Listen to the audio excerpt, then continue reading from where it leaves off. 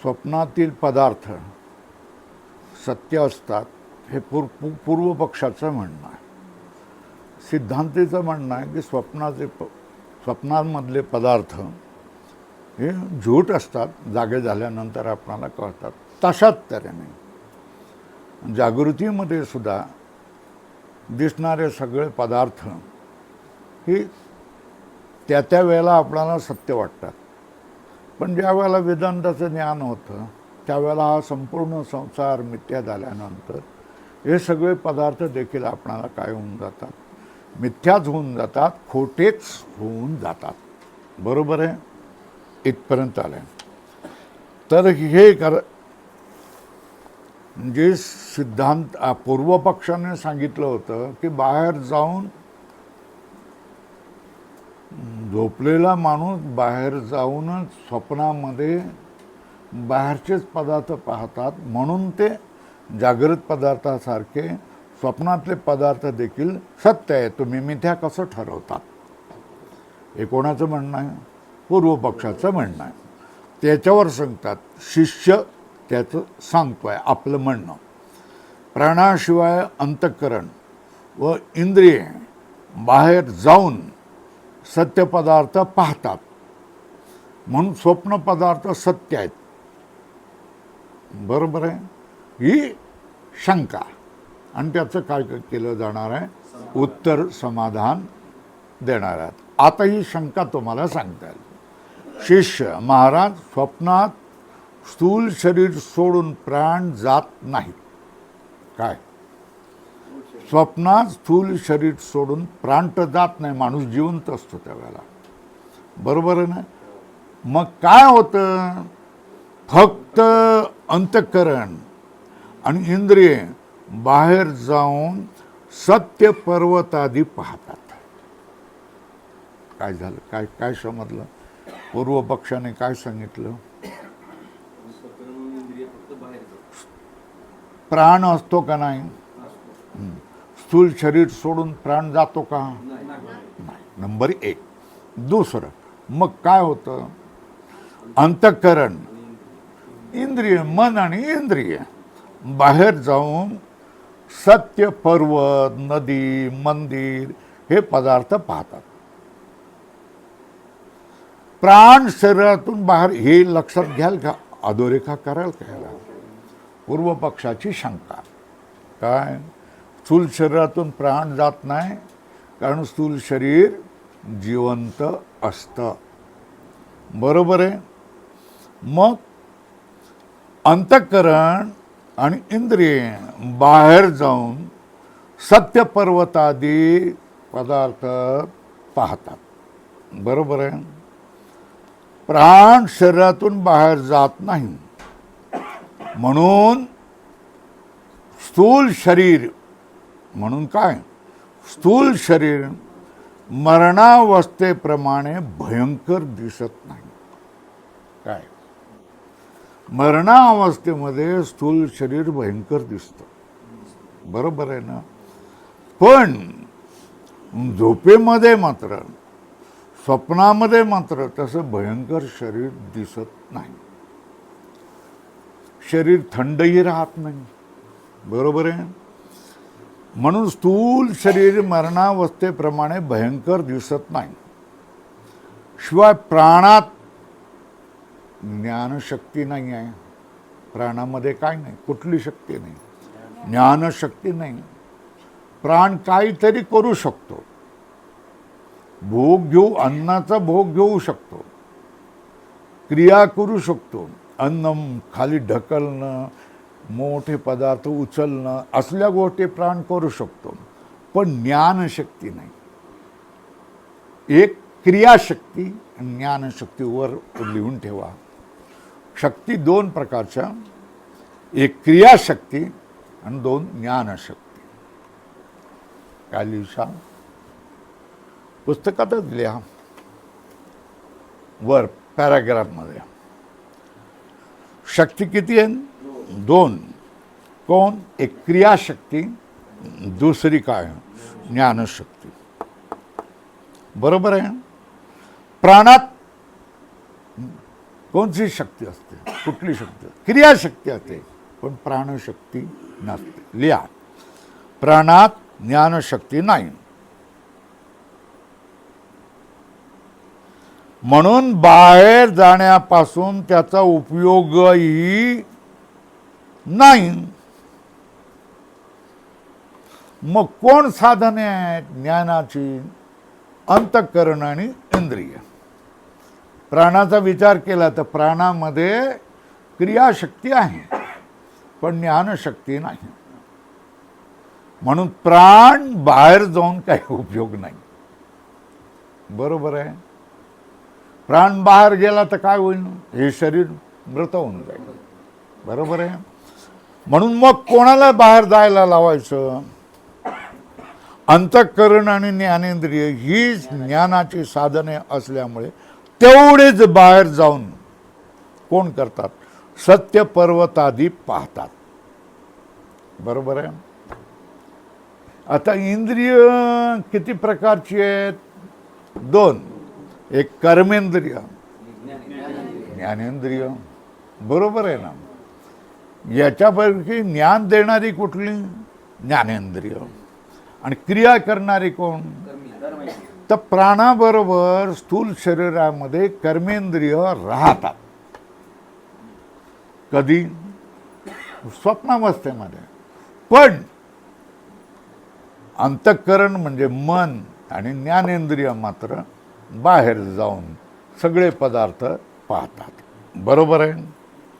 हे बघा, अंतःकरण आणि ज्ञानेंद्रिय ही ज्ञानाची साधने असल्यामुळे तेवढीच बाहेर जाऊन सत्य पर्वतादी पाहतात.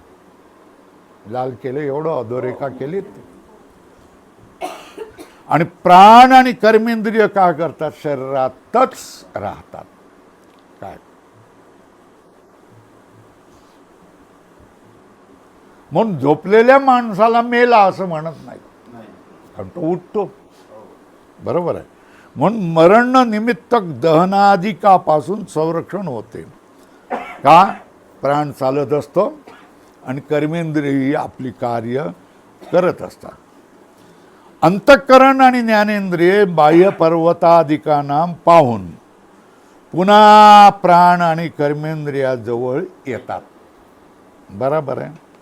काय होतंय? अंतःकरण आणि ज्ञानेंद्रिय बाह्य पर्वतादिकांना पाहून पुन्हा प्राण आणि कर्मेंद्रियांजवळ येतात असे मानले म्हणजे झाले. काय मानायचं? प्राण आणि कर्मेंद्रिय झोपण्याच्या अवस्थेमध्ये, स्वप्नावस्थेमध्ये स्थूल शरीरामध्येच राहतात. पण ज्ञानेंद्रिय आणि मन हे बाहेर जाऊ शकतं आणि पुन्हा उठायच्या अगोदर आतमध्ये पण येऊ शकतं. बरोबर आहे ना. म्हणून माणूस मरत नाही आणि त्याला जाळत नाही कोणी झोपून उठल्यानंतर. बरोबर आहे. अंतःकरण आणि ज्ञानेंद्रिय बाह्य पर्वतादिकांना पाहून प्राण आणि कर्मेंद्रियाजवळ येतात असे मानले म्हणजे झाले. हे कोणी सांगितलं? शिष्याने सांगितलं, पूर्व पक्षाने सांगितलं. बरोबर आहे. आता श्री गुरु काय सांगतायत बघा. तुमचं हेही म्हणणं बरोबर नाही शिष्य, तुमचं हेही म्हणणं बरोबर नाही. कारण स्थूल और सूक्ष्म, स्थूल पदार्थ आणि सूक्ष्म पदार्थ ह्यांचा समुदाय आहे. समुदाय म्हणजे संघात आहे. या संघातात स्थूल कोण? शरीर, इंद्रियाचे गोलक, आणि सूक्ष्म कोण? इंद्रिय. याचा समुदाय म्हणजे संघात. याचा मालक कोण आहे? या सगळ्याचा मालक कोण? स्वामी प्राण आहे. प्राणरहित पाहताच शरीराचे दहन करतात. एक काय? प्राण नाही गेला, डॉक्टरांनी सांगितलं तयारीला लागा. ठीक आहे ना. तर प्राण रहित पाहतात शरीराचे दहन करतात. एक स्पर्श झाला तर स्नान करतात. म्हणून स्थूल शरीराचा सार कोण आहे? प्राण आहे. बरोबर आहे. स्थूल शरीराचे सार प्राण आहे. सूक्ष्म शरीरामध्येही प्राण प्रधान आहे. बरोबर आहे. प्राण आणि इंद्रिय यांच्यात परस्पर श्रेष्ठत्वादिविषयी तंटा सुरू होऊन सर्व प्रजापतीकडे गेले. है ना. सगळ्या प्राण आणि इंद्रियामध्ये भांडण लागलं. बरोबर आहे. प्रजापतीने ते सगळे जण प्रजापतीकडे गेले आणि आमच्यापैकी श्रेष्ठ कोण आहे? तर प्रजापतीने साक्षात श्रेष्ठ कोण आहे हे सांगितलं नाही. त्याने आडमार्गाने सांगितलं. कसं सांगितलं? काय सांगितलं? तुमच्यापैकी प्रत्येकाने एक वर्ष प्रवासाला जायचं आणि प्रवास करून आल्यानंतर बघायचं तर ज्याच्यामुळे शरीर नष्ट होईल, घाण होईल, तो श्रेष्ठ. ज्याच्या नसण्यामुळे शरीर घाण होईल, फेकून देण्याच्या लायकीचं होईल, तो शरीर, तो श्रेष्ठ. चक्षु गेला तर चक्षु गेलेली आंधळी माणसं कानाने ऐकत, तोंडाने बोलत जगतात की नाही? अरे माझ्या वाचून कसं काय? बस अनहद असायचा. रे नाही काय करतोय, न पाहता पण बोलून ऐकून सगळा व्यवहार करतो. तसे आम्ही केले. मग श्रोत्र गेलं 1 वर्ष. अरे तुम्ही जसेच्या तसे कसं? बहिरा जसा काय करतोय, न ऐकता खुणेने आणि याने करतो, काम करून घेतो, तसं आम्ही केलं. मग तशा तऱ्हेने सगळीच वाणी सगळ्या इंद्रियाचं झालं की कोणाच्याही याच्यामुळे शरीर घाण झालं नाही. मग तो म्हणाला आता तुम्ही सगळं झालं ना. मग प्राण म्हणाला मी आता जातो. बरोबर आहे. त्याने नुसतं म्हटलं की मी आता जातो. बरोबर आहे ना. तुम्ही सगळे जाऊन आलात ना, मग मी आता जातो. बरोबर आहे. तो नुसता असा बाहेर जाऊन दरवाजाकडे जायला लागल्याबरोबर काय केलं? इंद्रियाने सगळ्यांनी ओढून आणलं आणि त्याला म्हटलं तू जाऊ नको बाबा, तू गेला तर आमचं कसं काय व्हायचं? बरोबर आहे ना. तर मग श्रेष्ठ कोण ठरला? बरोबर आहे ना. ही कथा आहे. मनोरंजनासाठी थोडंसं कष्ट झालेले असतात ते समजावून सांगण्यासाठी, आनंद देण्यासाठी ही कथा. तर श्रेष्ठ झाला कोण? प्राण. बरोबर आहे ना. तर हे बघा इथे सांगतात प्राण आणि इंद्रिय यांच्यात परस्पर श्रेष्ठत्वाविषयी तंटा सुरू होऊन सर्व लोक कोणाकडे गेले? प्रजापतीकडे. आणि प्रजापतीची प्रार्थना करून आमच्यात श्रेष्ठ कोण आहे याचा निर्णय करा. असं कोणाला? प्रजापती म्हणजे ब्रह्मदेव. त्याला सांगितलं. असे म्हणाल. प्रजापतीने त्यांना युक्ती सांगितली की तुम्ही एका स्थूल शरीरात शिरा, मग एक बाहेर निघा. एका स्थूल शरीरात शिरा, मग एक बाहेर निघा. ज्याच्या निघण्याने शरीर अमंगल होऊन पडेल तो तुमच्यात श्रेष्ठ आहे असे समजा. काय? तो तुमच्यात श्रेष्ठ आहे असे समजा. त्याप्रमाणे त्यांनी काय केलं? नेत्रादी एक इंद्रिय निघाले असता अंधादी रूप शरीराची स्थिती कायम राहिली. पण प्राण निघून जाण्याचा उद्योग करू लागला तेव्हा शरीर पडू लागलं. यावरून सर्वांनी निश्चय केला की सर्वांचा स्वामी कोण आहे? प्राणच आहे. यास्तव जोपर्यंत शरीरात प्राण आहे तोपर्यंत इंद्रियाधिक त्याच्या जवळच राहतात. शरीरात जोपर्यंत प्राण आहे तोपर्यंत त्याच्या जवळ मन राहणार, तोपर्यंत त्याच्या जवळ सगळी इंद्रिय राहणार. बरोबर आहे. ही कथा झाली. सोपी आहे ना? समजले ना? त्याच्याविषयी जास्त बोलत नाही. अंतःकरण आणि ज्ञानेंद्रिय हे काय आहेत? ही भूतांच्या सत्वगुणांचे कार्य आहेत. कोण? अंतःकरण आणि ज्ञानेंद्रिय ही काय? पंचमहाभूतांच्या सत्वगुणाचे कार्य आहेत. त्यांच्यामध्ये काय? कुठली शक्ती आहे? केवळ ज्ञानशक्ती आहे. आणि क्रियाशक्ती कोणात? मग प्राणात आहे. सोपं आहे ना. ज्ञानेंद्रिय, अंतःकरण आणि ज्ञानेंद्रिय ही पंचमहाभूताच्या सत्वगुणाचे कार्य आहे. म्हणून त्यांच्यात फक्त ज्ञानशक्ती आहे, क्रियाशक्ती नाही. प्राणामध्ये काय? क्रियाशक्ती आहे. अधोरेखा करा. मरण समयी काय होतं? प्राणाच्या साह्याने लिंग शरीर स्थूलाचा त्याग करून लोकांतरात जाते. बरोबर आहे? अधोरेखा केली. काय समजलं? मरणाचा समय आल्यानंतर प्राण निघायला लागतो ना. मग प्राण निघायला लागल्यानंतर त्याच्याबरोबर कुठलं? लिंग शरीर स्थूल शरीराचा त्याग करून लोकांतराला जातात. म्हणजे ज्ञानेंद्रिय आणि कर्मेंद्रिय आणि मन हे सगळे प्राणाबरोबर निघून जातात आणि स्थूल शरीर इथे पडून राहतं.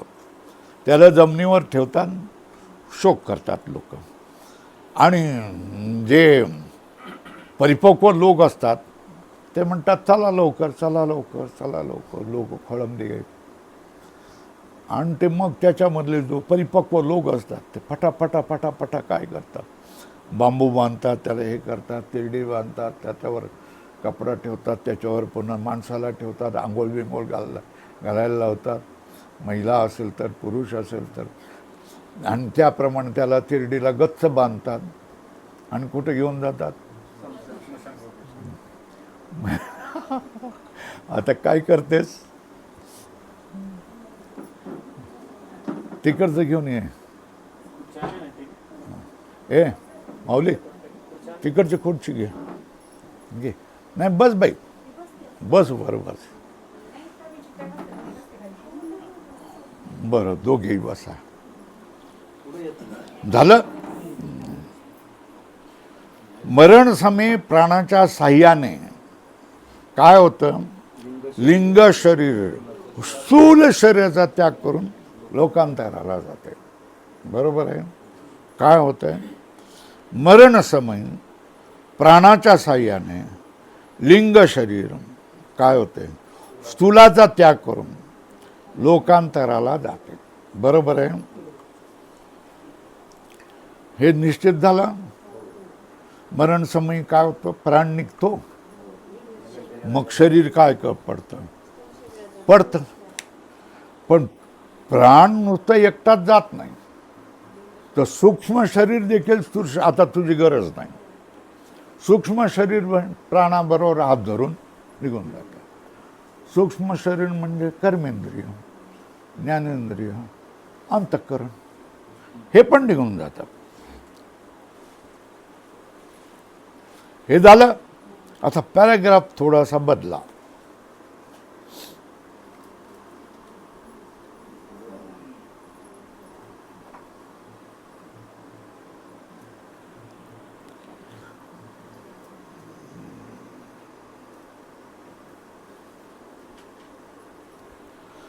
प्राणाच्या जोरावरच ताकद कोणाची?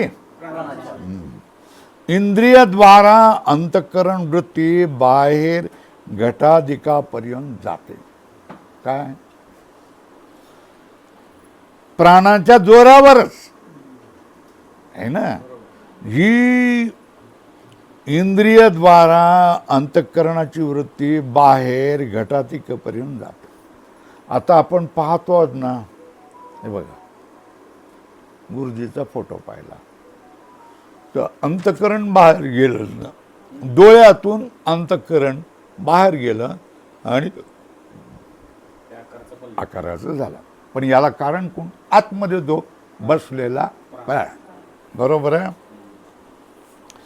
प्राणाच्या जोरावरच इंद्रियद्वारा अंतःकरण वृत्ती बाहेर घटाधिकापर्यंत जाते. अधोरेखा करा. महत्वाचं वाक्य. अंतःकरण वृत्ती बाहेर जाण्यासाठी सुद्धा प्राण आवश्यक आहे. बरोबर आहे. आतमध्ये किंवा बाहेर कुठेही अंतःकरणाची वृत्ती जायची असेल तर प्राण आवश्यक आहे. प्राण नसेल तर अंतःकरण आपलं काम करू शकत नाही, प्राणाबरोबर निघून जातं. प्राणाच्या सहाय्या वाचून अंतःकरणाचे बाहेर गमन संभवत नाही. काय? प्राणाच्या सहाय्या वाचून अंतःकरणाचे बाहेर गमन संभवत नाही. अधोरेखा करा. याच करता प्राण निरोधा वाचून मनोनिरोध होत नाही. अधोरेखा करा. मनाचा जर निरोध करायचा असेल म्हणजे मनाला जर आवरायचं असेल तर प्राणालाही आवरावं लागतं. कारण प्राणाच्या बळावरच इंद्रिय आणि मन आणि अंतःकरण हे बाहेर वेगवेगळ्या पदार्थापासून जात असतात किंवा प्राणाच्या बळावरच आतमधल्या आत्म्याला सुद्धा काय करतात पाहत असतात. हे कोणाच्या बळावर? केवळ प्राणाच्या बळावर. बरोबर आहे. म्हणून मनाचा निरोध करायचा असेल, मनाची चंचलता करायची असेल तर प्राणाचाही निरोध करावा लागतो. म्हणून प्राणायाम. बरोबर आहे. तुम्हाला तिकडे शिकवतात का प्राणायाम? नाही ना, नाही शिकवणार ते. बरोबर आहे. अत्यंत खालच्या पातळीवरचं ध्यान करायला लावतात. प्राणायाम बिणायाम अष्टांग योग थोडंच सांगणार ते नाही. याच करता प्राणनिरोधा वाचून मनोनिरोध होत नाही. बरोबर आहे. मनाचा संचार व्हायचा असेल तो कोणाचा संचार झाला पाहिजे? लक्षात आलंय? प्राण संचाराने मनाचा संचार होतो. अधोरेखा करा.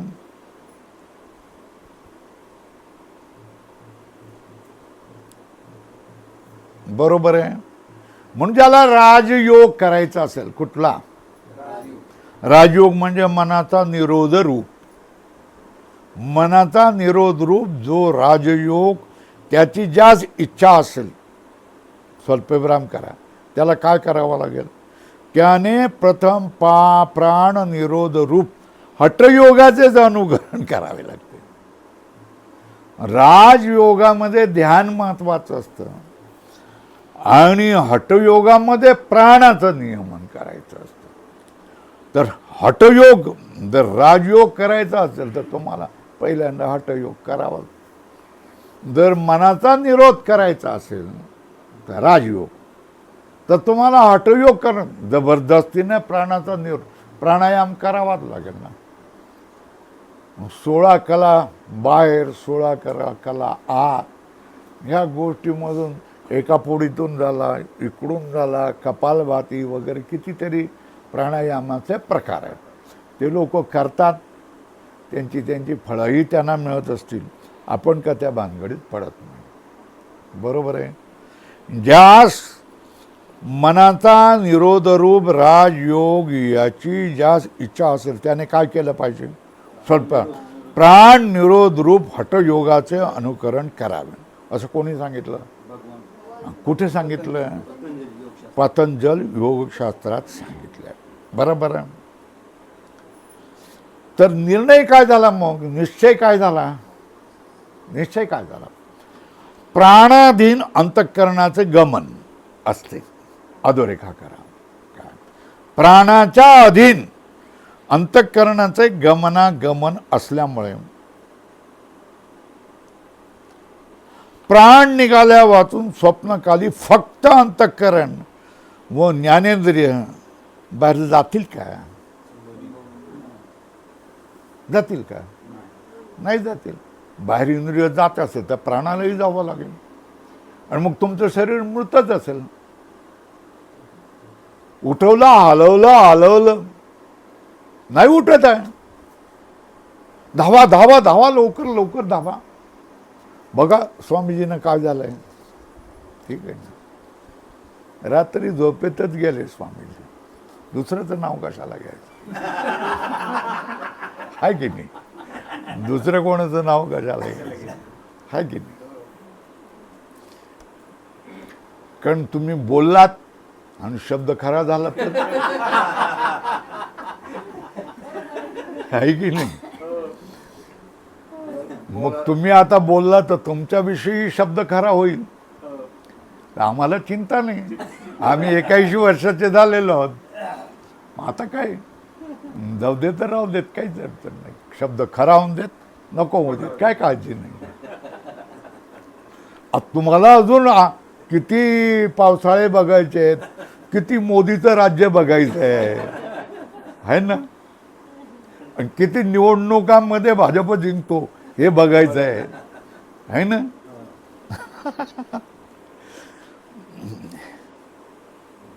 एकंदरीत निर्णय का मग झाला, निर्णय का झाला, मनाचा निरोध करायचा असेल. एकंदरीत प्राणाधीन अंतःकरणाचे गमनागमन असते. अधोरेखा करा, लाल करा, काय करायचं. प्राणाच्या अधीनही अंतःकरणाचं गमनागमन असतं.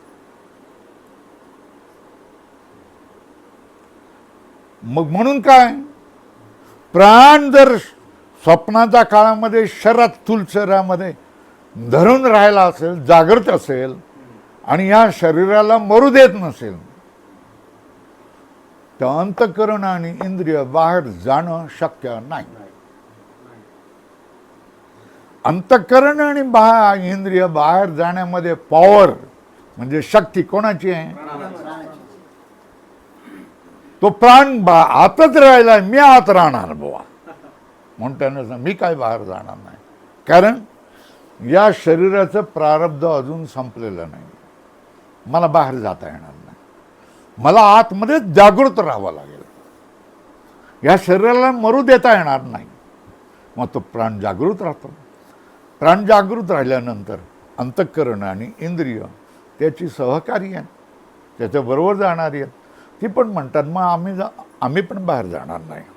तेव्हा स्वप्नामध्ये प्राण जर शरीरामध्ये असेल तर अंतःकरण आणि इंद्रिय ही बाहेर जाऊन काही सत्यपदार्थ पाहत असतील हे संभव नाही. बरोबर आहे, निर्णय झाला का. एकंदर प्राणाधीन अंतःकरणाचे गमन असल्यामुळे प्राण निघाल्या वाचून स्वप्नकाली फक्त अंतःकरण व ज्ञानेंद्रिय बाहेर जाणे संभवनीय नाही. झालं.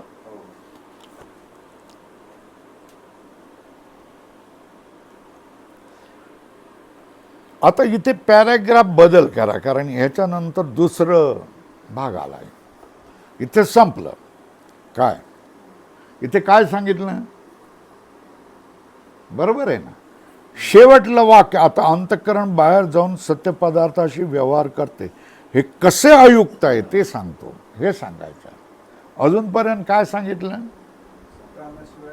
ज्ञानेंद्रिय आणि कर्मेंद्रिय हे प्राणाच्या अधीन असतात. बरोबर आहे. प्राण गेला तर त्याच्याबरोबर तीही जाणार आणि झोपेमध्ये शरीर मृत होणार. मग जाळल्याशिवाय इलाज नाही. पण झोपेमध्ये कोणी असेल त्याला आपण जाळत नाही. बरोबर आहे. याचा अर्थ झोपेमध्ये प्राण जागृत असून तू अशी बस की अशी बस ना, थोडी अशी बस, थोडा सारखं असं असं करावं लागतं, याबद्दल बस, असं यांच्यामध्ये बस, हां ह्या दोघांच्या मध्ये बस, आता खाली चला, असं ते सांगितलं. काय प्राण हा झोपेमध्ये स्वप्नामध्ये कधीही बाहेर जाऊ शकत नाही, कारण शरीर तत्काल मृत होऊन जाईल झोपेतच. म्हणून झोपेमध्ये प्राण पहारा करीत असतो, या शरीराला नासवत नसतो, प्राणहीन करत नसतो. आणि प्राण स्थूल शरीरामध्ये असल्यामुळे अंतःकरण आणि इंद्रिय देखील काय होत बाहेर जात नाही. बरोबर आहे ना? हे सिद्ध केलं. बरोबर आहे. याच्यानंतर आता काय सांगतात, आता अंतःकरण बाहेर जाऊन सत्य पदार्थाशी व्यवहार करते. हे कसं चुकीचं आहे हे सांगतो. काय आता ह्याच्या पुढे कशाबद्दल बोलणार आहे? कशाबद्दल बोलणार? अंतःकरण बाहेर जाऊन सत्य पदार्थ व्यवहार करते. हे कसं तुम्ही चुकीचं बोलतात हे मी तुम्हाला समजावून सांगतो. गुरुजी काय म्हणाले? अंतःकरण इंद्रिय बाहेर जाऊन सत्य पदार्थाशी संयोग करून व्यवहार करतात. हे तुमचं म्हणणं कधी स्वप्नामध्ये हे तुमचं म्हणणं चुकीचं आहे हे समजावून देतो. बरोबर आहे. जर स्वप्नात स्थूल शरीराहून लिंग शरीर बाहेर निघून आपल्या सत्य संबंधी बरोबर व्यवहार करते असे म्हटले तर स्वप्नात जो व्यवहार होतो तो त्या संबंधीच कळला पाहिजे. संबंधी म्हणजे काय? हां, संबंधी म्हणजे काय? नातेवाईक हो, भावकी, भावकीतला माणूस. संबंधी म्हणजे नातेवाईक. बरोबर आहे ना? आपले कौटुंबिक आप्त.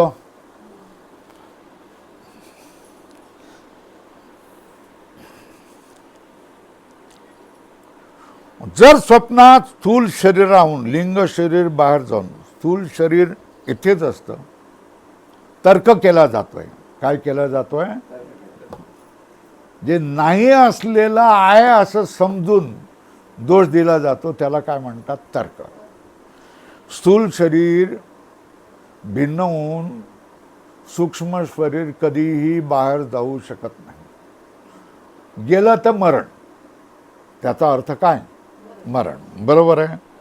जर स्वप्नात स्थूल शरीराहून लिंग शरीर बाहेर निघून आपल्या सत्य संबंधी बरोबर, सत्य संबंधी बरोबर म्हणजे व्यवहार, नातेवाईकाबरोबर व्यवहार करते असे म्हटले तर स्वप्नात जो व्यवहार होतो तो त्या संबंधीस कळला पाहिजे. है ना? तर एक छोटीशी दृष्टांत सांगतो. अमुक एक माणसाचं घर बांधायचं होतं. म्हणून त्या घर बांधायचं होतं तर त्याने आपल्या सासऱ्याकडून 1,00,000 रुपये काढून घेतले, मागून घेतले. मी तुला योग्य वेळेला देईन म्हणून. बरोबर आहे. आणि 5 महिने झाले, 6 महिने झाले, 7 महिने झाले, 1 वर्षानंतर त्याला स्वप्न पडलं. सारखा सासरा मागायला लागला, जावई बापू आता द्या ना ते तेवढं, तुमच्या नडीला आलो. तर एक दिवशी त्याला स्वप्न पडलं. कोणाला? जावयाला. काय स्वप्न पडलं? की 1,00,000ची बॅग घेऊन मी सासऱ्याकडे गेलो आणि त्याला सगळ्याच्या सगळ्या नोटा देऊन दिल्या. सासऱ्यांनी मला चांगलं पुरणपोळीचं जेवण घातलं आणि बायको बरोबर परत आम्ही आलो. बरोबर आहे ना? वर्ष पूर्ण झाल्यानंतर तो सासरा परत आला आणि म्हणाला, माझे पैसे 1 वर्ष झाले अजून तुम्ही देत नाही आहात म्हणून. तर तो सांगतो, मी बिछाण्यावर झोपलो होतो आणि मला स्वप्न पडलं आणि तुम्हाला देऊन आलो मी पैसे. वा रे वा, लयला बाड मारून जायच तू. असं कधी स्वप्नात दिलं गेलं व्यवहार होतो काय? मी थोडंच तुला भेटलो होतो का? नाही भेटला होतो. स्वप्नामध्ये तू मला भेटलाच आहे. हे खरं कोण जगातल्या कुठल्याही माणसाला विचार, खरं आहे का? मला भेटलाच नाही कधी, माझ्याजवळ आलं नाही. हो, खरोखरच ही तुमची मुलगी होती, हातात बॅग होतं आणि सगळं घेऊन मी तुमच्याकडे नोटा मोजून दिल्या, तुम्ही मला जीव घातलं, सगळं केलं, हे मानेल का तो? सासरा मानेल का तो? नाही मानणार. कारण स्वप्नातलं काय होतं, असं जाऊ शकत नाही तो. आपल्या संबंधीला, नातेवाईकाला भेटायला तुम्ही जाऊ शकत नाही. बरोबर आहे. आपला मुलगा मुंबईला, पुण्याला नोकरीला आहे ना, आणि त्याला भेटायला रात्रीमध्ये तुम्ही स्वप्नामध्ये गेलात, तर त्याला फोन केला, मी रात्री आलो होतो तुमच्याकडे तुला भेटायला. ओ काहीतरी काय सांगता, मला तुम्ही भेटलाच नाही. अरे मी आलो होतो, मला तुम्ही भेटलाच नाही. तर काय अर्थ? याचा अर्थ काय झाला की स्वप्नामधल्या ज्या गोष्टी आहेत की ते बाहेर जाऊन संबंधीशी तुम्ही संबंध करू शकत नाही, व्यवहार करू शकत नाही. का? कारण तू संबंधी कबूल करत नाही ना. सासऱ्याने कबूल केलं नाही की दिलेच बाबा तू पैसे, मुलाने सांगितलं नाही की तू मला भेटलाच. याचा अर्थ काय झाला? स्वप्नामध्ये स्थूल शरीर सोडून तुम्ही सूक्ष्म शरीर बाहेर जाऊन कोणताही व्यवहार तुम्ही करू शकत नाहीत. कारण ज्याच्याशी व्यवहार तुम्ही करता तो माणूस मान्य करत नाहीत की तुम्ही माझ्याशी व्यवहार केलात, तुम्ही मला भेटलात, हे मान्य करत नाही. जर तुम्ही व्यवहार केला असेल तर त्याने मान्य केलं पाहिजे. नाही मान्य करत, स्वप्नातली बात कुठली तरी काहीतरी सांगतो, खऱ्यामध्ये तू मला दिलंस का? नाही दिलं. झालं. आता बघा,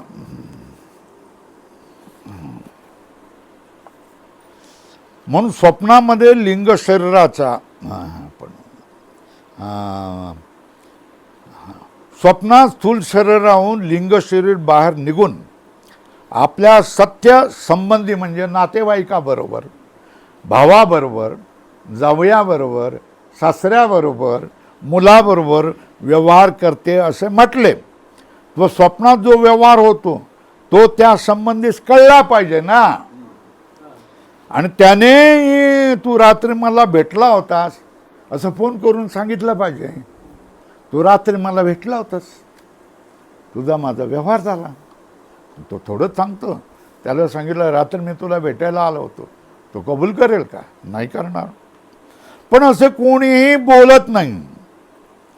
आणि आपण अमुक व्यवहार केला असं सांगितले पाहिजे, पण असे कोणीही बोलत नाही. म्हणून स्वप्नामध्ये लिंग शरीराचा जागृतीतील सत्य पदार्थाशी व्यवहार होतो हे म्हणणे युक्त नाही. अधोरेखा करा.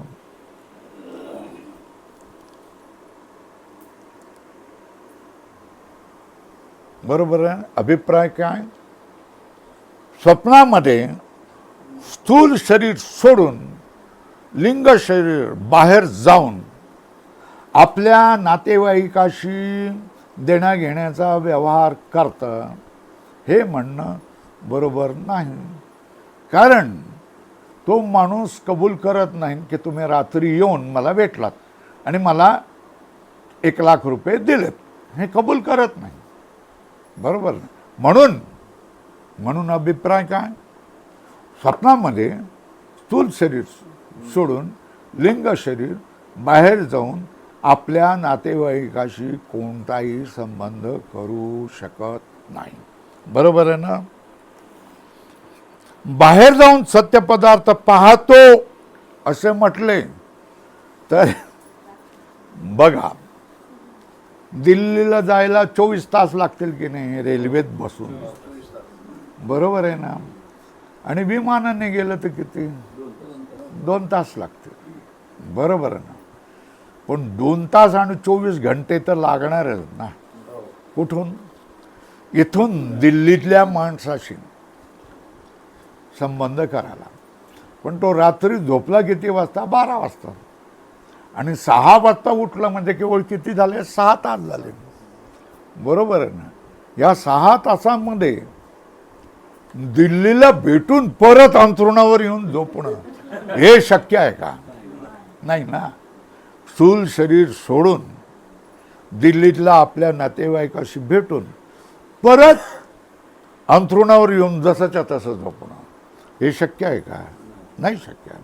रात्री निजलेला पुरुष, हे तिसरं सांगतात, निजलेला पुरुष आपल्या स्थानाहून शेकडो मैल किलोमीटर दूर असलेल्या हरिद्वारमध्ये मध्यान्हकालचा तप्त सूर्य, गंगेच्या पूर्वेस मंदिर, पश्चिमेस नील पर्वत पाहतो. यात मध्यरात्री मध्यान्हीचा सूर्य असतो काय? रात्री गंगेच्या पूर्वेस मंदिर नाही आणि पश्चिमेस नील पर्वतही नाही. अत्यल्प काळात आपल्या घरून हरिद्वाराला जाणं शक्य आहे का? नाही, शक्य नाही.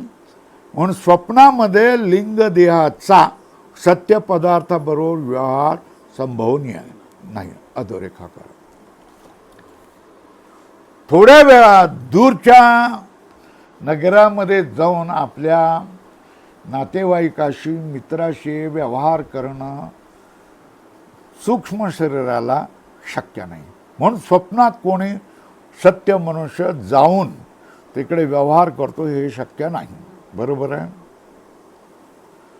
अत्यल्प काळात आपल्या घरून हरिद्वाराला जाणं आणि परत येऊन आपल्या अंथरुणात झोपणं हे शक्य नाही. म्हणून स्वप्नामध्ये लिंग देहाचा सत्य पदार्थाबरोबर व्यवहार संभव नाही. शिवाय स्वप्नाहून जागृतावस्थेमध्ये आल्यानंतर स्वप्नातील व्यवहार सत्य होता असं कोणीतरी एकतरी म्हणतो का? तू म्हणशील का? तू म्हणशील, तुम्ही तुम्ही तुम्ही तुम्ही म्हणशील का? स्वप्नामध्ये मला साप चावला, स्वप्नामध्ये माझ्या पाठीमागे वाघ लागला होता, तर तो म्हणेल ही सत्य गोष्ट आहे असं तो म्हणेल का? कोणी झोपून जागे झालेला माणूस नाही होणार. शिवाय स्वप्नाहून जागृतावस्थेत आल्यानंतर स्वप्नातील व्यवहार सत्य होता असा कोणाला तरी अनुभव आहे का? नाही. सिद्धांत मतात मात्र स्वप्नातील संबंधी हरिद्वारादी क्षेत्र व्यवहार हे काही सत्य नसून मग काय ते अंतरीमध्ये, अंतःकरणामध्ये कल्पित आहे. अधोरेखा करा.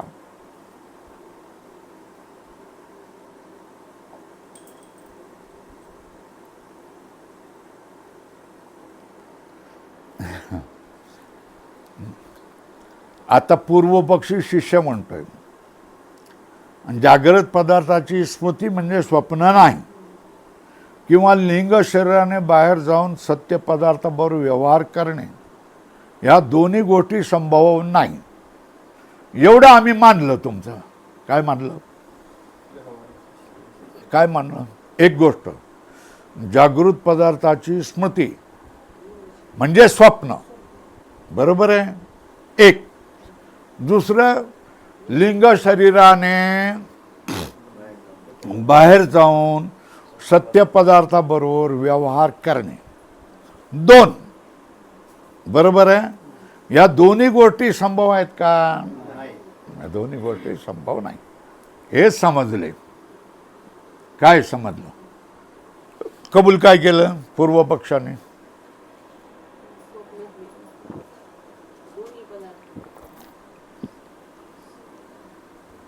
स्वप्न हे जागृत पदार्थाचं स्मरण नाही, ही गोष्ट कबूल केली. दुसरी गोष्ट, स्वप्नामध्ये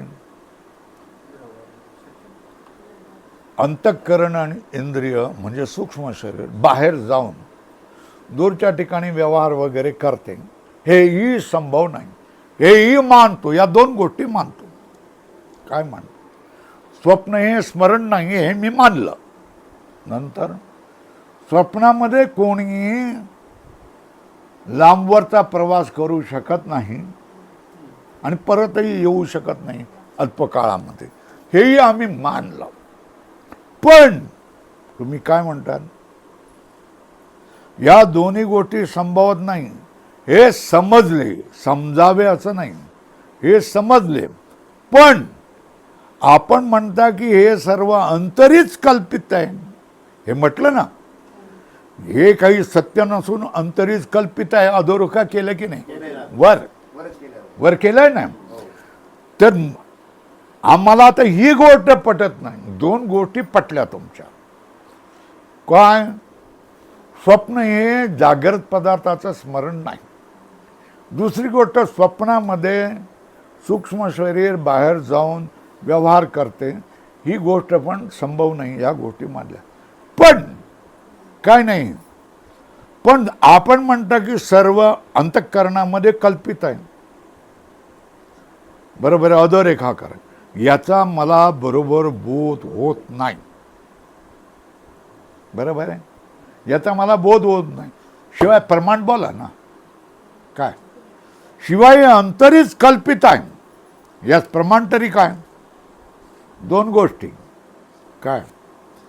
या दोन्ही गोष्टी, स्वप्नात पाहिलेले पदार्थ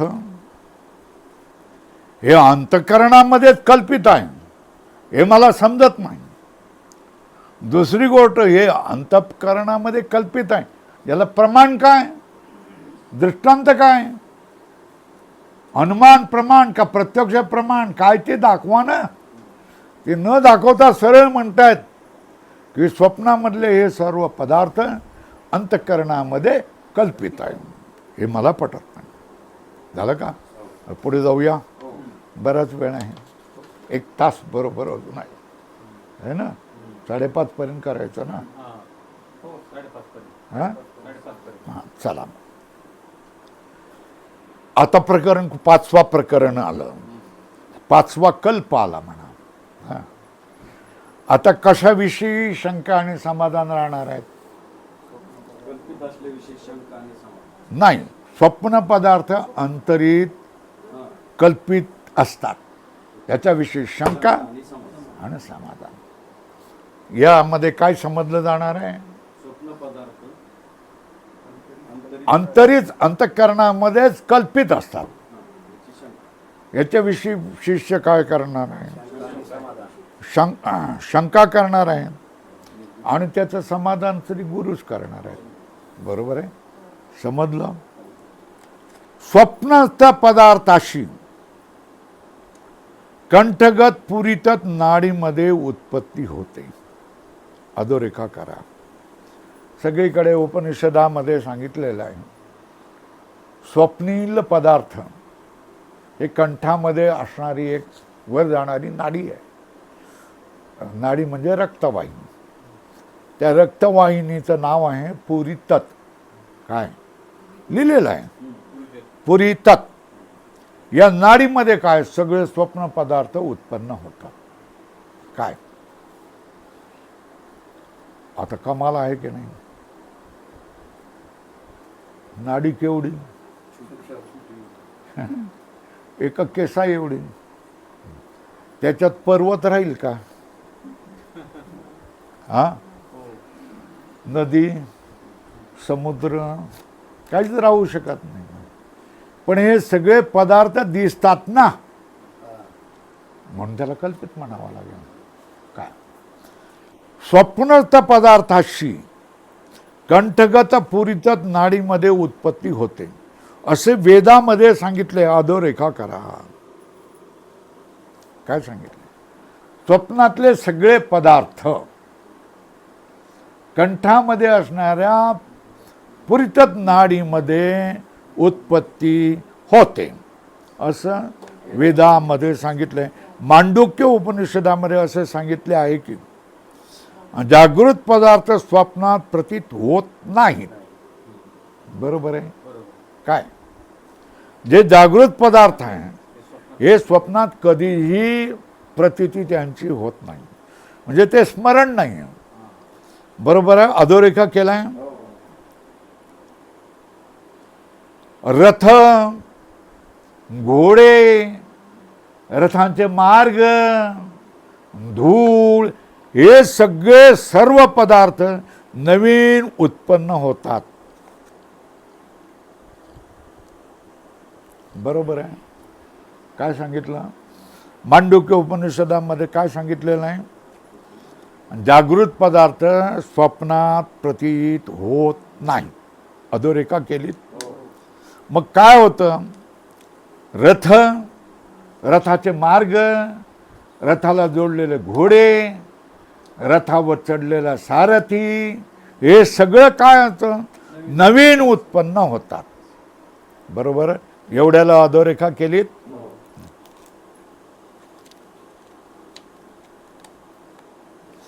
स्वप्नस्थ पर्वतादिकांची नवीन उत्पत्ती मानली नाही तर त्याचा प्रत्यक्ष ज्ञान होणार कसे? काय स्वप्नामधील हे पदार्थ यांची पर्वत, नदी, सागर यांची नवीन उत्पत्ती जर मानली नाही तर त्याचं प्रत्यक्ष ज्ञान होणार कसं? स्वप्नामध्ये तर प्रत्यक्ष दिसतात ना. वाघ दिसतो, मागे लागलेला आहे, मी पळतो आणि त्या खड्ड्यामध्ये जाऊन, काट्याकुट्यामध्ये जाऊन पडून जातो. ते हे स्वप्नामध्ये प्रत्यक्ष आपल्या डोळ्यांनी पाहत असतो की नाही? शर्मचक्षुनी नाही वे, पण स्वतः पाहत असतो की नाही? पाहत असतो, घाबरत असतो, घामाने अगदी लथपथ झालेला असतो. बरोबर आहे? उत्पत्ती मानली नाही तर त्यांचे प्रत्यक्ष ज्ञान होणार कसे? आणि प्रत्यक्ष ज्ञानाला काय करावं लागतं? प्रत्यक्ष ज्ञानात काय होतंय? प्रत्यक्ष ज्ञानास इंद्रियाच्या द्वारा अंतःकरण वृत्तीचा पदार्थाशी संबंध असावा लागतो. अधोरेखा करा. हे बघा, ही बाटली, याच्यामध्ये रबर आहे, याचा मला प्रत्यक्ष झाला की नाही? मग माझ्या अंतःकरण लांब झालं, डोळ्यातून बाहेर आलं, याच्याला गेलं, या आकाराला बनलं, ज्ञान झालं, बाटली आतमध्ये रबर आहे. हे झालं प्रत्यक्ष. प्रत्यक्ष ज्ञानामध्ये काय व्हावं लागतं? प्रत्यक्ष कधी होईल? अंतःकरण वृत्ती इंद्रियाद्वारे बाहेर जाऊन विषयाकारा बदली का काय होतंय? प्रत्यक्ष होतो. बरोबर आहे? प्रत्यक्ष ज्ञानात तर इंद्रियाद्वारा अंतःकरण वृत्तीचा पदार्थाशी संबंध असावा लागतो. अधोरेखा कराय.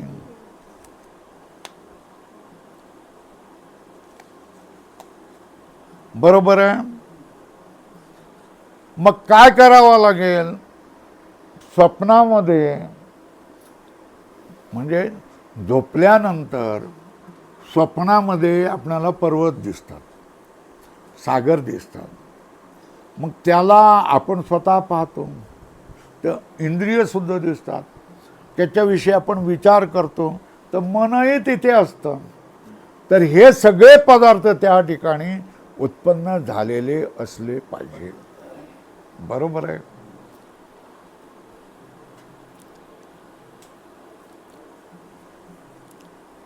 प्रत्यक्ष ज्ञानात इंद्रियद्वारा अंतःकरण वृत्तीचा पदार्थाशी साक्षात संबंध असावा लागतो. बरोबर आहे ना? मग काय व्हायला पाहिजे? याकरिता पर्वतादी विषय एक आणि त्यांच्या ज्ञानाचे साधन, त्यांचं ज्ञान, त्यांचं साधन, इंद्रिये दोन आणि अंतःकरण ही सर्व शरीराच्या आतच उत्पन्न होतात असे मानणे अवश्य आहे. काय पहिल्यांदा खोडून काय काढलं? शरीराच्या बाहेर अंतःकरण आणि इंद्रिय जाऊ शकत नाही. बाहेरच्या पदार्थाशी, सत्य पदार्थाशी झोपेमध्ये अंतःकरण आणि इंद्रियाचा संबंध असू शकत नाही. कारण इंद्रिय आणि अंतःकरण हे प्राणाच्या अधीन असते आणि प्राण जागृत असतो आणि शरीराला जिवंत ठेवत असतो. बरोबर आहे? म्हणून आपणाला म्हणावं लागतं की झोपेमध्ये इंद्रिय बाहेर जात नाही. बरोबर आहे? शिवाय बाहेर गेली आणि परत थोड्याच वेळात आली तर लांबच्या लोकांशी संबंध कसा काय होणार? 2-4 तासामध्ये दिल्लीला जाऊन येणं कसं काय शक्य होणार? बरं, ती माणसं ज्यांच्याशी तुम्ही देणं घेण्याचा व्यवहार केला, ती माणसं कबूलत नाही ना की तुम्ही भेटला होता, तुमचे पैसे मिळाले, असं सांगायला पाहिजे ना. नाही सांगत. म्हणून काय सांगितलं? कशाचं खंडन केलं? सूक्ष्म शरीर बाहेर जाऊन सत्य पदार्थाचा जाणीव करतं, ज्ञान करतं, ही गोष्ट सोडून दिली. बरोबर. मग गुरुजींनी काय सांगितलं? विषय, त्याचं ज्ञान, त्यांना पाहणारी इंद्रिय, त्यांच्याविषयी विचार करणारं मन, या सगळ्या गोष्टी स्वप्नामध्ये उत्पन्न होतात. काय होतात? स्वप्नामध्ये उत्पन्न होतात असंच मानलं पाहिजे. कारण बाहेर जाऊन त्यांचा संबंध होणं शक्य नाही. पण स्वप्नामध्ये आपल्याला सगळ्या गोष्टीचा विषय दिसतात, इंद्रिय त्यांना पाहणारी दिसतात, त्याची फळं दिसतात. हे सगळं आपणाला कशामध्ये दिसतं? स्वप्नामध्ये दिसतं. स्वप्नामध्ये त्याचा प्रत्यक्ष. आपण थांबूया का? तुम्हाला झोप येते, तुला झोप येते, प्रयागता लिहिलंय, प्रयागता लिहिलंय, झोप येते. बघा, जास्त डोस होत असेल तर थांबू, काय हरकत नाही. हा, होय काय? बर, इकडे अधिक सुविधा तुम्हाला झाली आहे. खुर्च्या मिळालेल्या आहेत आणि मस्त थंडी थंडी हवा आहे. ठीक आहे. तर चला, स्वप्न पदार्थ कंठामध्ये पुरुतत नाडीमध्ये उत्पन्न होतात, हे वेदाने सांगितलंय. मांडुक्य उपनिषदमध्ये सांगितलंय. जागृत पदार्थ स्वप्नात प्रतीत होत नाही. तर रथाचे मार्ग, रथाला चालवणारे, रथाचे घोडे, हे सगळे उत्पन्न होतात, हे मांडुक्य उपनिषदमध्ये सांगितलेलं आहे. आता प्रत्यक्ष ज्ञान झालं तर इंद्रिय बाहेर जाऊन त्या सत्य पदार्थाशी संबंध करावा लागतो. पण इंद्रिय आणि अंतःकरण आणि इंद्रिय बाहेर जात नाही, हे आपण निश्चय केला. मग काय झालं पाहिजे?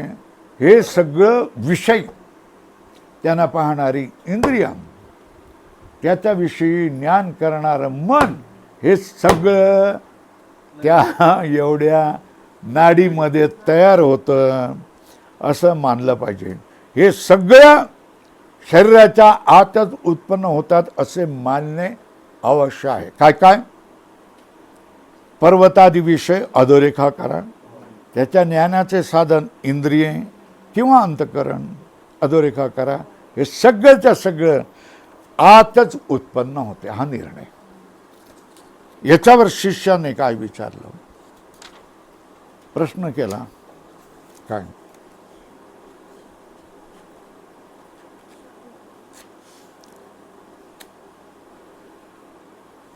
हे बघा गुरुजी, तुम्ही याच्या अगोदर सगळं सांगितलेलं आहे.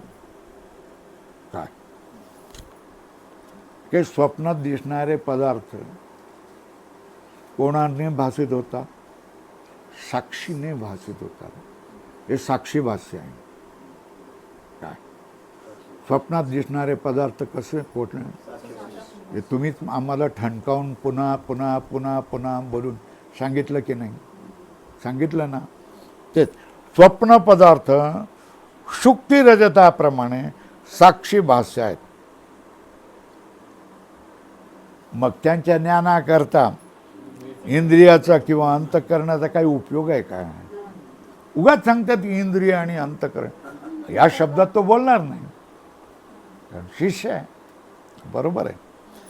स्वप्न पदार्थ शुक्ती रजताप्रमाणे साक्षी भाष्यात, हे तुम्ही आम्हाला ठणकावून पुन्हा पुन्हा सांगितलेलं आहे. त्याच्या ज्ञानाकरता इंद्रियाची जरूर नाही, अंतःकरणाचाही काही उपयोग नाही, कवडीचा उपयोग नाही. म्हणून काय? म्हणून स्वप्नात पर्वतादी पदार्थाची उत्पत्ती मानणे योग्य आहे, परंतु काय केलेलं आहे, अर्ध मानलं अर्ध मानत नाही तो काय. म्हणून स्वप्नात पर्वतादी पदार्थाची उत्पत्ती मान्य योग्य आहे, अधोरेखा करतो, परंतु इंद्रिय, अंतःकरण आणि प्रमाता याची उत्पत्ती कशी काय योग्य आहे. काय बाहेरचे पदार्थ बाहेर असतात, ते स्वप्नात दिसायला लागले तर त्याची उत्पत्ती होते हे आपण मानू शकतो, पण इंद्रिय बाहेर नाही आहेत, मन बाहेर नाही, अंतःकरण बाहेर नाही, ते तर आतच आहे ना. काय करते, हे लिहिलं का, अधोरेखा केली का. स्वप्न पदार्थ सुक्ती रजताप्रमाणे साक्षी भाष्य आहेत, त्याच्या ज्ञानाकरता इंद्रियाचा किंवा अंतःकरणाचा उपयोग नाही. म्हणून काय, म्हणून स्वप्नात बाह्य पदार्थ जे पर्वतादी पदार्थाची उत्पत्ती मानणे योग्य आहे. एक बात हे मला मान्य आहे, स्वप्नात बाह्य पदार्थ जे आहेत ते पर्वताची बाह्य पदार्थाची उत्पत्ती मानणे योग्य आहे, परंतु इंद्रिय, अंतःकरण, मन, त्याला जाणणारा प्रमाता यांची उत्पत्ती मानणे योग्य नाही. का काय योग्य नाही, ती शरीराच्या आतच आहेत. कच्चगोरूचा चेला नाही तो, त्याने आठवण दिली.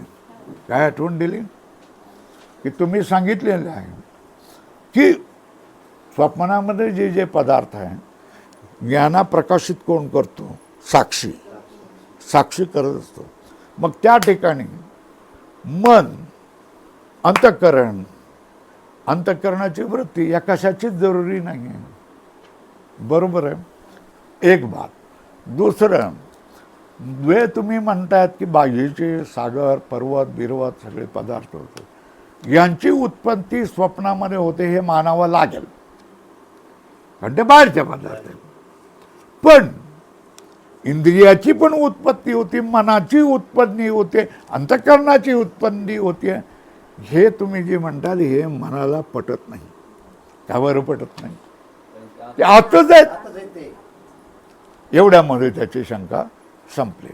गुरु आता उत्तर देते, जाऊ ना पुढे का नको, का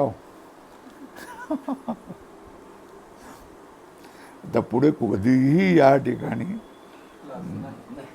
ही यायची नाही.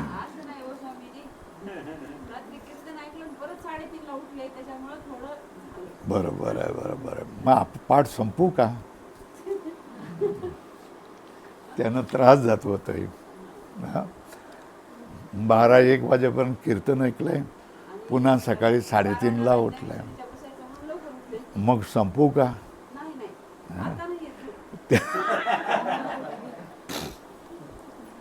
त्यांचं म्हणणं आहे की मी थोडंसं डुलकी काढेन, पण तुम्ही तुमचं चालू ठेवा, कारण 7 दिवसामधून आम्हाला यावं लागतं आणि थोडाच भाग होतो आणि त्याच्यात परत परत कधी कोणाला काही नाही काहीतरी, आम्ही धर्मयात्रेला जातो किंवा तुम्हाला आजारी पडतात असं काहीतरी होतं, तेव्हा चालू ठेवा. आता हे असं होणारच आहे. श्री गुरु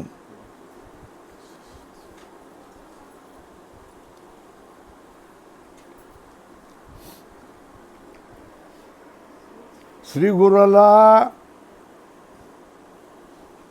दिवचलं ना, दिवचलंच म्हणायचं आहे की तुम्ही सांगितलेलं आहे की स्वप्नातले पदार्थ हे साक्षी भाष्य, त्यांना ज्ञानाची, मग त्यांना इंद्रियाची, मनाची, अंतःकरणाची काहीही जरुरी नाही, इंद्रियवृत्ती वित्ती काही जरूर नाही. गुरु सांगतात, हे शिष्य, स्वप्नामध्ये जसे पर्वतादी वरल्या बाह्य पदार्थ प्रतीत होतात की नाही,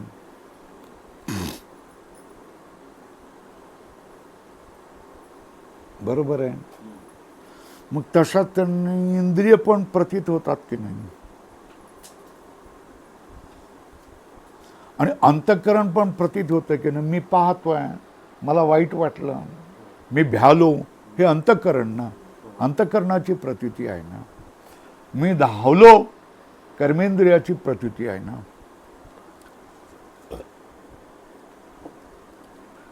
आणि त्याला जाणणारा मी आहे म्हणजे प्रमाता. काय काय प्रतीत होतं.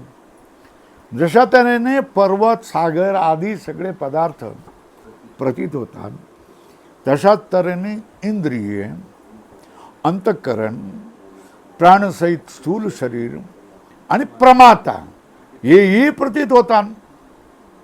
प्रतीत होतात तर त्यांची उत्पत्ती मानली पाहिजे.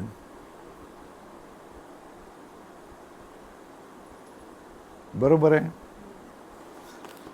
बघा आता, हे आपण जागृतीमध्ये आहोत, आहे ना. तर जागृतीमध्ये आहोत तर आपले डोळे पाहत आहेत हे सगळं. तुम्ही कानाने मी काय बोलतोय हे ऐकतायत, है ना. आता या डोळ्याने, या कानाने स्वप्नातले पदार्थ आपण पाहू शकतो का? हा? स्वप्नातील पदार्थ पाहण्यासाठी खरे डोळे, खरे कान, या गोष्टी आपल्याला उपयोगी पडतील का? नाही. बरोबर आहे. काय काय म्हटलं बघा, स्वप्नामध्ये जसे पर्वतादी पदार्थ प्रतीत होतात, तसेच इंद्रिय, अंतःकरण, प्राण सहित स्थूल शरीर आणि प्रमाता हेही प्रतीत होतात, म्हणून त्याची उत्पत्ती मानली पाहिजे. स्थूल शरीरात जे व्यावहारिक नेत्र, अंतःकरणादी आहेत, त्याचे विषय स्वप्न पदार्थ होतील का? होणार नाही. अधोरेखा. कारण जागृत कालामध्ये जे तुम्ही समुद्र, पर्वत, नदी, बंदर, ओढ्या, मच्छीमार तुम्ही पाहतायत, हे पदार्थ कुठल्या सत्तेतले आहेत? व्यावहारिक. कुठल्या सत्तेतले आहेत? आणि स्वप्नात जे पदार्थ तुम्ही पाहतात ते कुठल्या सत्तेचे आहेत? पुढचं वाचून सांगा. प्रातिभासिक. बरोबर ना. सत्ता किती आहेत? 3 आहेत. व्यावहारिक, प्रातिभासिक आणि खरी. बरोबर आहे ना. 3 प्रकारच्या आहेत, है ना. तर कारण त्यांचे विषय स्वप्न पदार्थ होणार नाहीत, कारण स्वप्न पदार्थ प्रातिभासिक आहेत. बरोबर आहे ना. समान सत्तावान पदार्थ एकमेकास साधक बाधक होतात.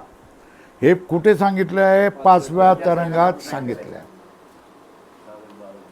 बरोबर आहे. म्हणजे काय?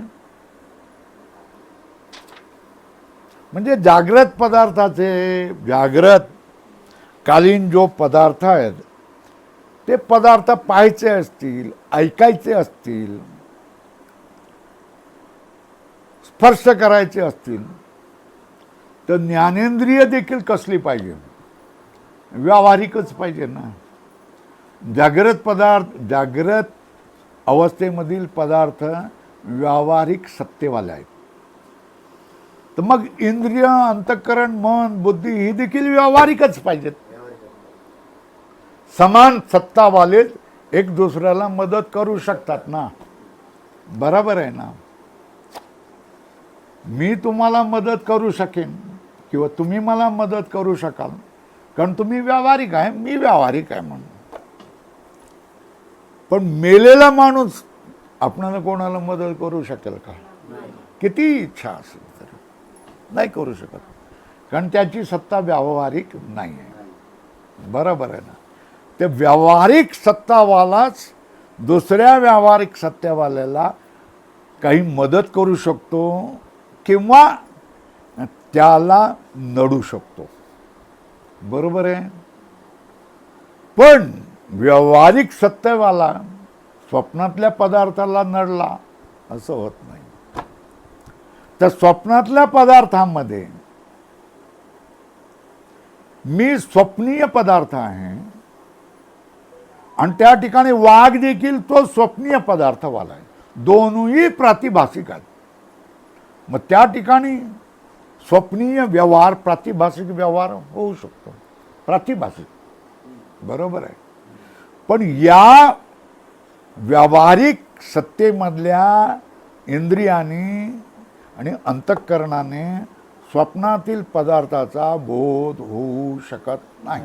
मग त्याचा अर्थ काय? स्वप्नामध्ये पर्वत विर्वत निर्माण होतात आणि त्यांना पाहणारी मग इंद्रिय आणि अंतःकरण प्रमाता हे सगळे पण त्या ठिकाणी उत्पन्न होतात असं मानलं पाहिजे. काय पाहिजे? मानलं पाहिजे. बरोबर आहे ना?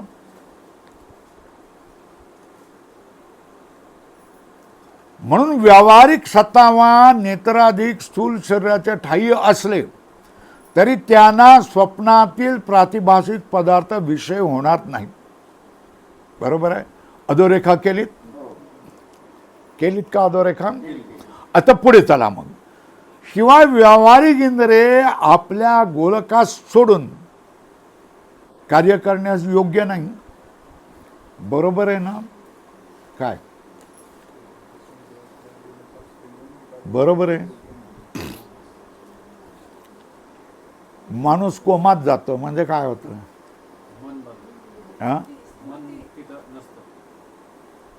प्राण चालू असतो की नाही? प्राण चालू असतो. त्याला आयसीयू मध्ये ठेवलेलं असतं. पण आई येऊन सांगते, बाळा मला ओळखलंस का?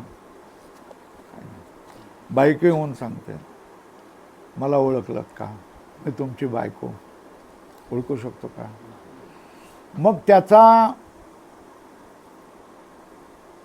कुठे बिघाड झालेला असतो? बुद्धी कुठे असते? मेंदूत. मेंदूमध्ये गडबड झालेली असते. म्हणजे जसं तुम्ही जमिनीवर पडलात आणि इथे काहीतरी झाला, जखम झाली, भळभळ रक्त गेला, की आपल्या मेंदूला जर धोका झालेला असेल तर तुम्ही कोमात जाऊ शकता. आणि किती दिवस कोमात जाऊ शकाल हे काही सांगता येत नाही.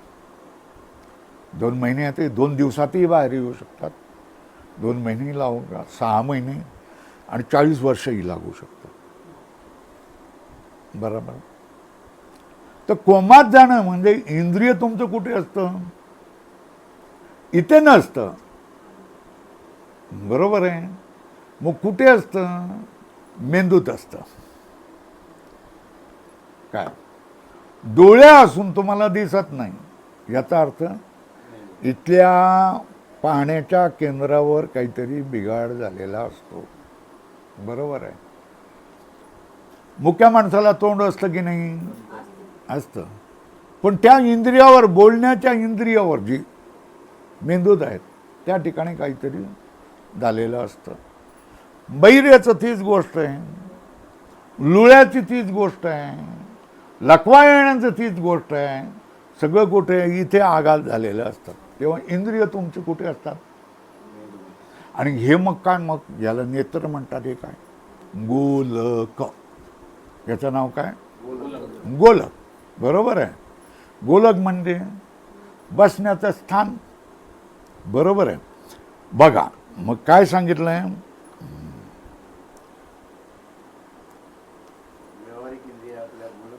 हा, शिवाय व्यावहारिक इंद्रिय आपल्या गोलकास सोडून कार्य करण्यास योग्य नाही. इंद्रिय गोलकाला सोडून कार्य करण्यास योग्य नाही. स्वप्नात तर एखादा पुरुष हातात काही पदार्थ घेऊन धावतो.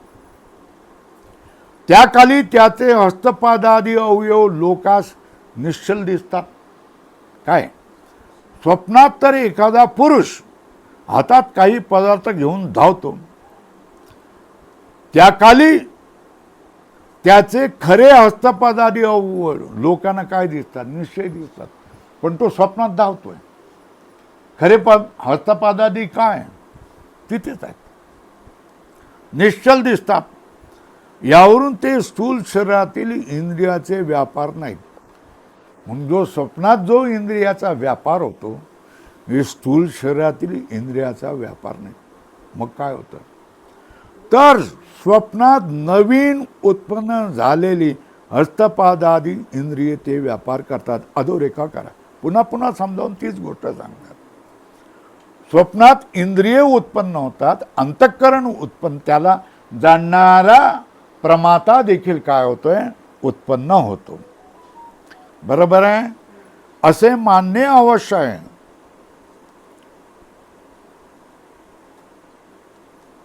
स्वप्नात सुख दुःख होतं का नाही? हा, होतं की नाही? मग त्या सुख दुःखाचा ज्ञान होत असेल तर त्या सुख आणि दुःखाला जाणणारा जो प्रमाता तोही तिथे असला पाहिजे की नाही? बरोबर आहे ना? कुठून आलो बघा. स्वप्नामध्ये प्राण स्थूल शरीरामध्ये असतो, पण मन आणि अंतःकरण विलीन झालेली असतात. बरोबर आहे. पण स्वप्नामध्ये सागर, पर्वत, नदी हे सगळे काय करतात? नवीन उत्पन्न होतात. त्यांना पाहणारे इंद्रिय देखील नवीन उत्पन्न होतात आणि त्यांचं ज्ञान करणारा प्रमाता देखील काय होतोय स्वप्नामध्ये नवीन उत्पन्न होतो. बरोबर आहे.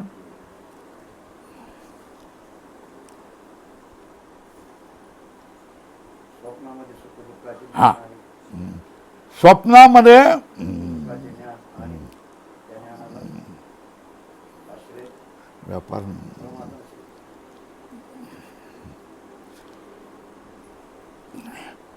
यावरून स्थूल शरीरातील इंद्रियाचे व्यापार नाहीत, तर स्वप्नात नवीन उत्पन्न झालेली हस्तपादादी इंद्रिये ते व्यापार करतात असे मान्य अवश्य आहे. तसेच स्वप्नामध्ये सुखदुःखाचे ज्ञान होते की नाही? आणि त्या ज्ञानाचा आसर कोण? प्रमाता. हेही प्रतीत होतात. अधोरेखा करा. मग त्यांचीही नवीन उत्पत्ती मानली पाहिजे का? टग पदार्थ कधी तुम्ही पाहिलाय का? टग टग टग पण घट घट पाहिलाय ना? आहे ना? जो उत्पन्न झालेला आहे त्या पदार्थाचं ज्ञान होतं. बरोबर आहे ना? पण टग पदार्थ त्याचं ज्ञानच होत नाही. गगन कुसुम, सशाचे शिंग, बरोबर आहे, यांचं ज्ञानच होत नाही, म्हणून ती उत्पन्न होत नाही. अर्थात काय मग निष्कर्ष काय? ज्या पदार्थाचं ज्ञान होतं ते उत्पन्न होतात असं मानलं पाहिजे. काय बरोबर आहे?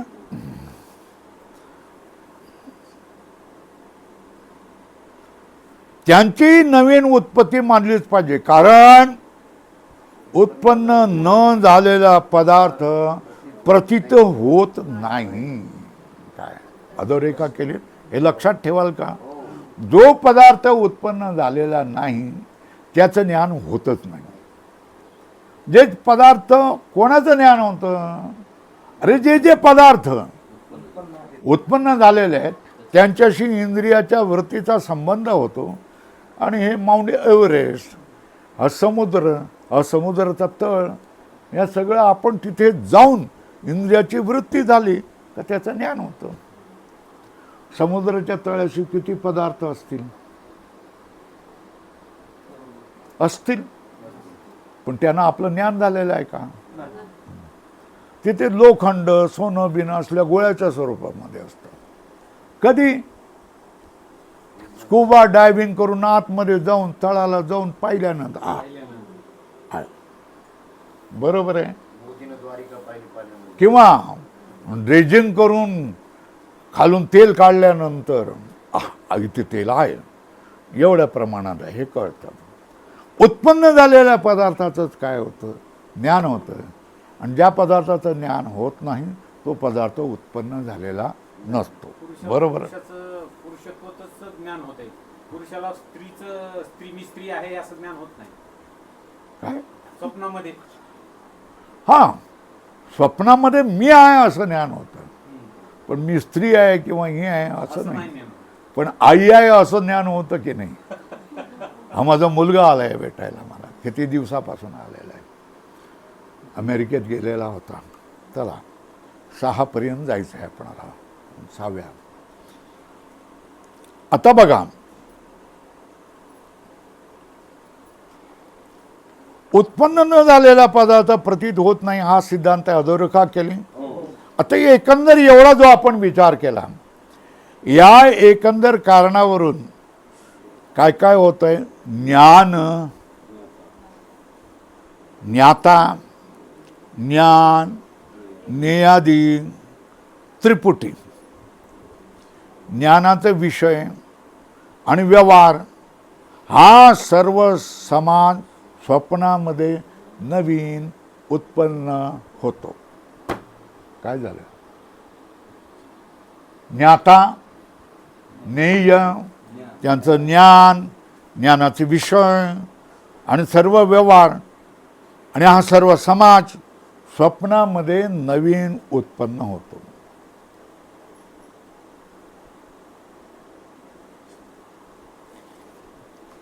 आपण वेगवेगळ्या ख्याती पाहिल्या, अख्याती, अनिर्वचनीय ख्याती, असत ख्याती, 5 ख्यात्या पाहिल्या आपण. त्याच्यामध्ये जी अनिर्वचनीय ख्यातीमध्ये ब्रह्मज्ञान व त्या ज्ञानाचे विषय अधोरेखा करा, सगळे काय होतात, उत्पन्न होतात. पण विशेषण लावलंय. काय विशेषण लावलंय, अनिर्वचनीय उत्पन्न होतात. याचा अर्थ काय, ते कसे उत्पन्न होतात हे आम्हाला माहित नाही, पण भासतात. काय यालाच काय म्हणायचं, अनिर्वचन. खरे आहेत का माहित नाही, मग खोटे माना, नाही माना. मग खरे आणि खोटे असे दोघे उभय म्हणा, ते पण मानणार. याला काय म्हणायचं, अनिर्वचनीय. अनिर्वचनीय ख्यातीमध्ये ब्रह्मज्ञान व त्या ज्ञानाचे सर्व विषय अनिर्वचनीय उत्पन्न होतात. अधोरेखा करा, हा सिद्धांत आहे. हा इतर शास्त्रकारांच्या अन्य ख्यातीहून वेगळा आहे. अन्यथा ख्याती पण आहे, असत ख्याती आहे, सत्ख्याती आहे. या सगळ्या सिद्धांताहून विशेष आहे. एक न्यायमतात काय होतं, हे ह्याला केलं का अधोरेखा. अनिर्वचनीय ख्यातीमध्ये ब्रह्मज्ञान व त्या ज्ञानाचे विषय सर्व काय असतात, अनिर्वचनीय उत्पन्न होतात. बरोबर आहे, सर्व अनिर्वचनीय उत्पन्न होतात. हा काय सिद्धांत आहे, हा सिद्धांत आहे. अधोरेखा केली. इतर शास्त्रकारांच्या सिद्धांताहून हा विशेष आहे. असत्ख्याती, सत्ख्याती, अन्यथा ख्याती, सदसत ख्याती, या सगळ्यापेक्षा ही वेगळी ख्याती आहे. न्यायमतात काय होते, अन्य पदार्थाचे अन्य रूपाने ज्ञान होते. रज्जूचे सर्परूपाने ज्ञान होते. रज्जू अन्य पदार्थ, त्याचे अन्य पदार्थाने म्हटलं सर्प पदार्थाने ज्ञान होते, त्यात भ्रम म्हणतात.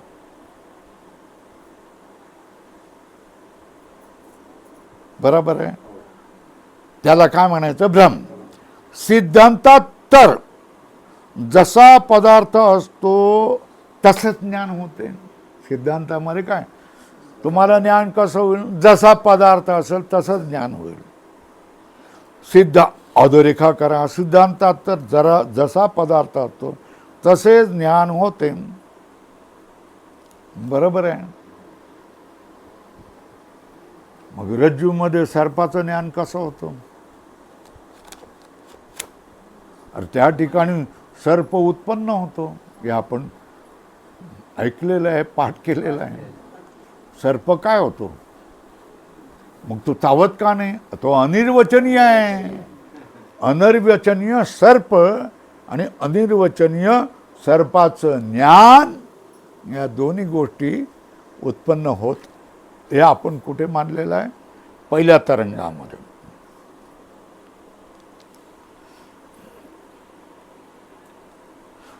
सिद्धांतात तर जसा पदार्थ असतो तसं ज्ञान होते अधोरेखाम. म्हणून भ्रमस्थली विषयाची उत्पत्ती अवश्य मानली पाहिजे अधोरेखाम. कारण विषया वाचून ज्ञान होत नाही. आणि स्वप्नामध्ये काय होते तर त्रिपुटी प्रतीत होते. विषया वाचून ज्ञान होत नाही आणि स्वप्नामध्ये तर त्रिपुटी उत्पन्न होते. म्हणून काय म्हणलं पाहिजे, कोण कोण ज्ञेय, ज्ञाता आणि ज्ञान हे सगळं काय होतंय अनिर्वचनीय उत्पन्न होतं असं मानलं पाहिजे. बरोबर आहे महाराज. स्वप्न पदार्थाची उत्पत्ती मानून काय स्वप्न दृष्टाने आपण जागृतीतील पदार्थ मिथ्या सांगता काय. स्वप्न पदार्थामध्ये उत्पत्ती आहे असं तुम्ही मानतात ना. आणि स्वप्नाचा दृष्टांत करून जागृतीतील पदार्थ मिथ्या सांगतात काय आहे की नाही. बरोबर आहे ना. काय स्वप्न पदार्थाची उत्पत्ती तुम्ही मानता आणि स्वप्नाचा दृष्टांत करून जागृत पदार्थ देखील पदार्थ आहेत म्हणून ते मिथ्या आहेत कारण स्वप्नाप्रमाणे असं तुम्ही सांगता. पण याच्या उलट जागृतीचे पदार्थ उत्पन्न होतात म्हणून सत्य आहेत ना. काय जागृतीतील पदार्थ उत्पन्न होतात म्हणून सत्य आहेत. त्या जागृतीचा दृष्टांत करा आणि त्या दृष्टांताने स्वप्नातील पदार्थ सत्य आहेत असं अनुमान करा ना. तुम्ही अनुमान करता की नाही. काय करता, स्वप्नातील पदार्थ उत्पन्न होतो पण ते मिथ्या आहेत याला दृष्टांत करता. जागृतीतले पदार्थ देखील पदार्थ आहेत म्हणून ते देखील काय आहेत मिथ्या आहेत. उदाहरण देतात, दृष्टांत कुठलं देतात, स्वप्नाचा देतात. मग आम्ही सांगतो तसं करा ना. जागृतीतील पदार्थ उत्पन्न होतात बरोबर आहे. तर जागृतीचे पदार्थ उत्पन्न होतात म्हणून स्वप्नात ते सत्य आहेत आणि जागृतीचा दृष्टांत करून जागृतीप्रमाणे स्वप्नाचे पदार्थ उत्पन्न होतात म्हणून तेही सत्यच आहे असे म्हटले. स्वप्नाचा पदार्थ सत्यत्व येण्यास काय हरकत आहे. अजूनपर्यंत सगळं केलेलं खोडून काढण्याचा प्रयत्न करतात. उलट जाणं याला तिडेपणा म्हणतात. काय म्हणतात, काय सांगताय. तो काय करतोय, आपल्या प्रत्यक्षाने आपल्याला दिसतंय की स्वप्नातले पदार्थ काय असतात मिथ्या असतात. हे आपल्याला कळतं का नाही कळतं, कळतं ना. मग त्याला दृष्टांत मानून जागृत पदार्थ देखील दिसणारे मिथ्या आहेत असं आपण सहज काय करतो, अनुमान करतो. तो करतो असं कशाला करतात. स्वप्नातील पदार्थ उत्पन्न होतात म्हणतात, जागृतीतले पदार्थ सुद्धा उत्पन्न होतात. उत्पन्न होतात म्हणून ते सत्य आहेत. ते सत्य आहेत ह्याला दृष्टांत करा. आणि तसेच स्वप्नातले पदार्थ उत्पन्न होतात ते पदार्थ आहेत म्हणून ते सत्य आहेत असं माना ना. हे कोण म्हणणं आहे, शिष्य सांगतोय. त्या जागृतीच्या दृष्टांताने जागृतीप्रमाणे स्वप्नाचे पदार्थ उत्पन्न होतात म्हणून तेही सत्यच आहेत असे म्हटले तर स्वप्नस्थ पदार्थांना सत्यत्व येण्यास काय हरकत आहे. स्वप्नातले पदार्थ देखील सत्य आहेत, खरे आहेत असं म्हणायला काय हरकत आहे. अरे स्वप्नातले पदार्थ उत्पन्न होतात की नाही, त्यांना तुम्ही जर मिथ्या ठरवायचं असेल तर जागृतीतील पदार्थ उत्पन्न होऊन प्रतीत होतात म्हणून सत्य आणि स्वप्नाचे पदार्थ उत्पन्न न होता प्रतीत होतात म्हणून मिथ्या असा नियम केल्यास हरकत नाही असं मला वाटते. काय सांगतो, स्वप्नाच्या पदार्थांना मिथ्याच ठरवायचं असेल तर जागृतीतील पदार्थ उत्पन्न होतात आणि प्रतीत होतात. म्हणून सत्य आहे ते. स्वल्पविराम करू. काय आणि जागृतीतील पदार्थ सत्य काय? जागृतीतील पदार्थ उत्पन्न होऊन प्रतीत होतात म्हणून ते सत्य आहे. मग स्वप्नाचे पदार्थ उत्पन्न न होता प्रतीत होतात म्हणून ते मिथ्या आहेत असा नियम करा ना. कोण सांगितलं? शिष्याने सांगितलं. आता त्याचं खोडण्याचं काम गुरु करावा लागतं. शिष्याने काय सांगितलं? जागृतीचे पदार्थ उत्पन्न होतात आणि त्यांची प्रतीती होते म्हणून ते सत्य मानतायत ना. मग स्वप्नातले पदार्थ मिथ्या का? उत्पन्न न होता प्रतीत होतात काय असं तुम्हाला मानावं लागेल. स्वप्नातले पदार्थ उत्पन्न होतात आणि प्रतीतही होतात. या दोन गोष्टी तुम्हाला जमणार नाही. का? कारण जागृतीतील पदार्थ देखील उत्पन्न होतात आणि प्रतीत होतात म्हणून सत्य आहेत. आणि स्वप्नातले पदार्थ देखील उत्पन्न होतात आणि प्रतीत होतात मग तेही सत्य होतील. म्हणून त्यांना मिथ्या ठरवायचं असेल तर तुम्हाला काय करावं लागेल? स्वप्नाचे पदार्थ उत्पन्न न होता प्रतीत होतात असं मानावं लागेल.